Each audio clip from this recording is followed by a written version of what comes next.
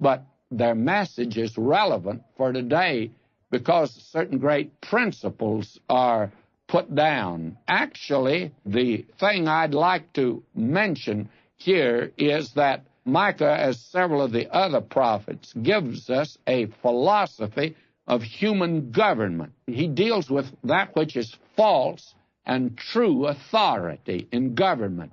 This would be a good book for the Democrats and the Republicans to consider in Washington today. Wouldn't hurt them to look at God's philosophy of government, because very candidly, their form is not working today. And the reason they can't make our form work is because it was put together by men.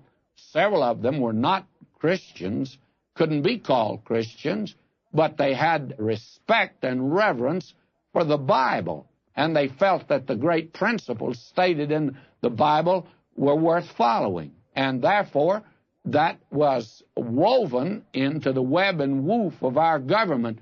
And a group of godless men today can't make it work. And it will never work in the hands of godless men. And that, friends, frankly, is our problem.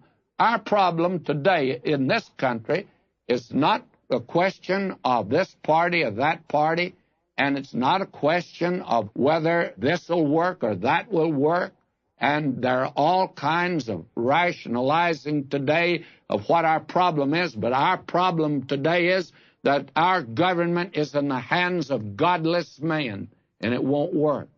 Because, you see, there is a philosophy of government given in the Bible, and these men of the past were acquainted with it. And actually, the form of government is not important. That's not the important feature at all. We think it is today.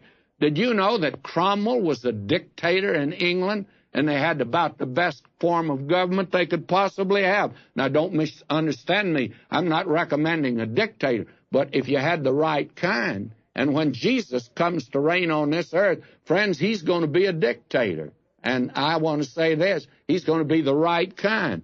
The character of the ruler is important. That's the thing that's important today. And a monarchy, a limited monarchy, an autocracy, a democracy, or a representative form of government, it makes no difference which, if the right men are in charge. I wish I could get it over to folk today that I'm not talking politics. I am talking about a philosophy of government, and I'm trying to put my finger down on what the Bible says is the problem. It's the character of the man in government. We today are so wrapped up in whether he has a TV personality or not, or whether he has charisma or not, and we are more interested in charisma than we are in character. And today we need men of character in government. And they're few and far. Well, you just can't find them around much today. And that is what this man condemned. Over in the 3rd chapter, verse 11, he said, her heads judge for reward, and her priests teach for hire, and her prophets divine for money. Yet will they lean upon the Lord and say, is not the Lord among us? No evil can come upon us. False, you see, false prophets, false religion, false leaders. That's the big problem, and Micah puts his finger down on it.